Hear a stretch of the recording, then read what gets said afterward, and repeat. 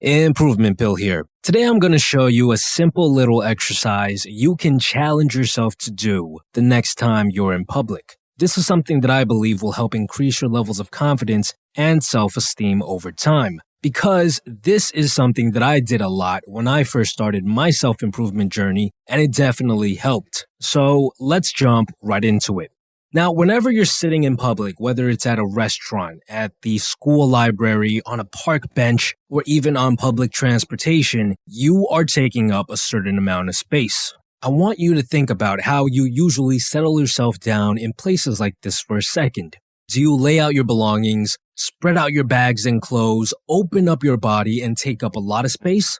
Or do you tend to keep all of your belongings close and body closed? Do you try your best to squeeze everything into as little of a space as possible? Chances are, if you're suffering from low levels of self-esteem and confidence, that you are someone who doesn't take up much space. And this can be for a variety of reasons, but the two most common mentalities that I come across when working with many of you one-on-one is that you believe that you aren't worthy, that you don't have the right to take up much space, or you feel like it would be disturbing or disrespectful towards other people. Today we're going to dissect and analyze these two ways of thinking one by one, and then I'm going to show you a simple little exercise that you can do to help combat these two unhealthy mentalities. So, number one, if you believe that you aren't worthy enough of taking up more space, listen. You have the same rights as everyone else when it comes to public spaces. Let's say, for example, you go to a restaurant by yourself to eat and they give you a 2-seat table. This entire table is your space while you're eating at this restaurant. They've literally granted you this property momentarily in return for your hard-earned money. So you absolutely have the right to take up as much of this space as possible, right? Nobody else is going to sit at your table. Nobody else is going to place their unfinished dish on your table because it's your space. You have the right to be there, at least until you finish eating.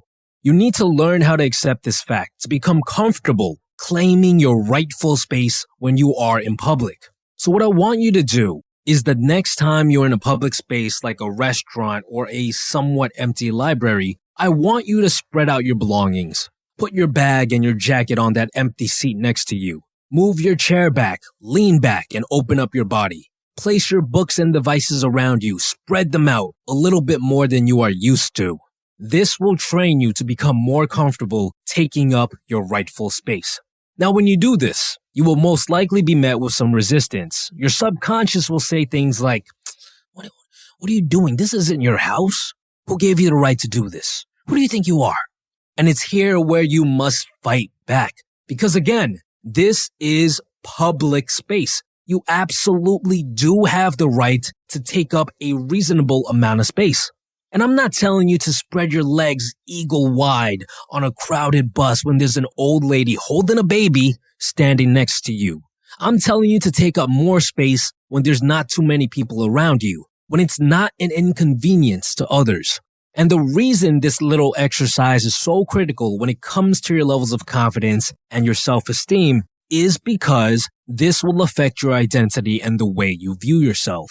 It's been said that there are 3 ways to change one's identity and one's beliefs: hypnosis, trauma, and good old repetition.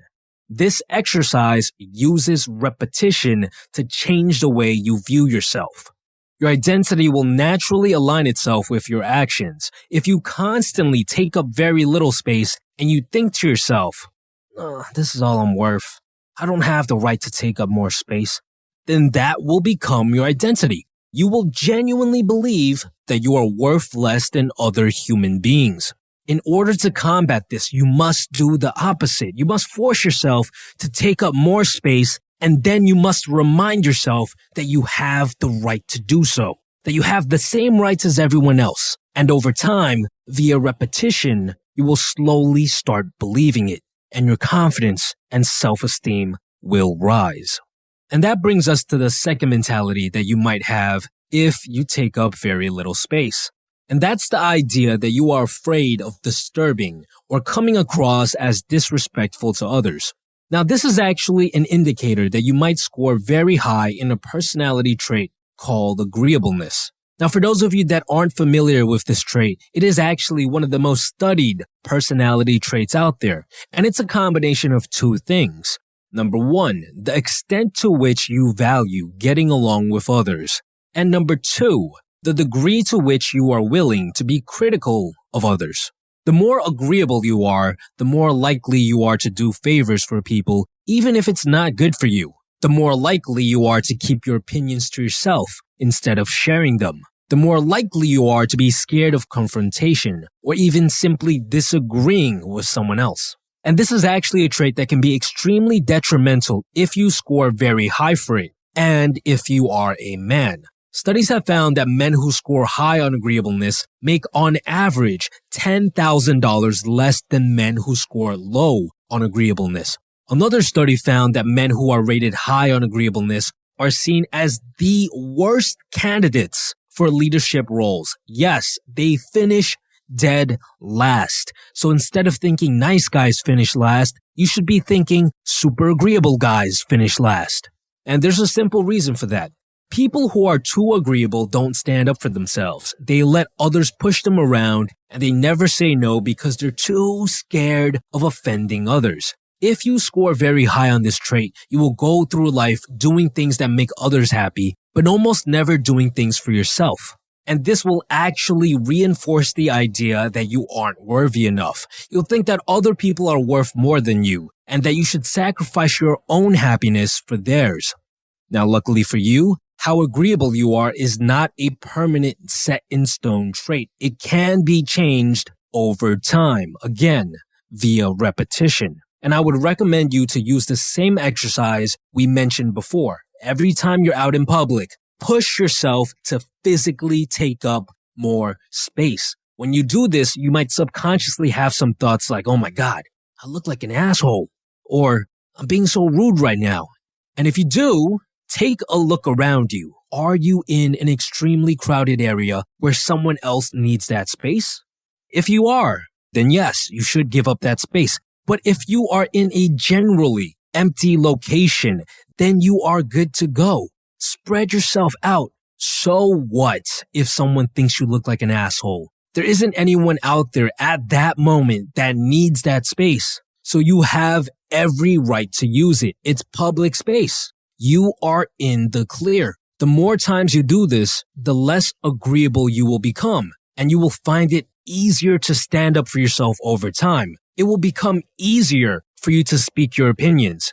Have you ever had a thought in a conversation, but you were too scared to say it? But then you go home and you say to yourself, wow, I wish I spoke my mind.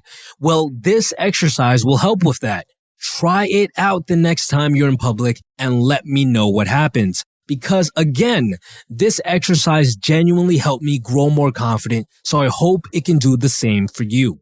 This episode is brought to you with the help of the guys at Audible. I know I've been stressing the fact that it's important to take up more space in real life, but it's important to take up more space mentally by reading about different topics as well. And Audible is perfect for this. I've been promoting Audible for years, and there's a really good reason why. It's because Audible makes it significantly easier for me to listen to audiobooks. It gets rid of the hassle of having to physically pull out a book in places where you normally wouldn't be able to read, such as when you're working out at the gym, doing your grocery shopping, or even when you're commuting to work. Go to www.audible.com/improvement pill or text improvement pill to 500 to start listening with an exclusive 30-day free trial. You will get 1 audiobook and 2 Audible originals absolutely free. The audiobook I'm listening to this month is Principles by Ray Dalio, which teaches you about the rules Dalio learned and adopted throughout his life, which eventually led him to find massive amounts of success. I highly recommend you to check it out.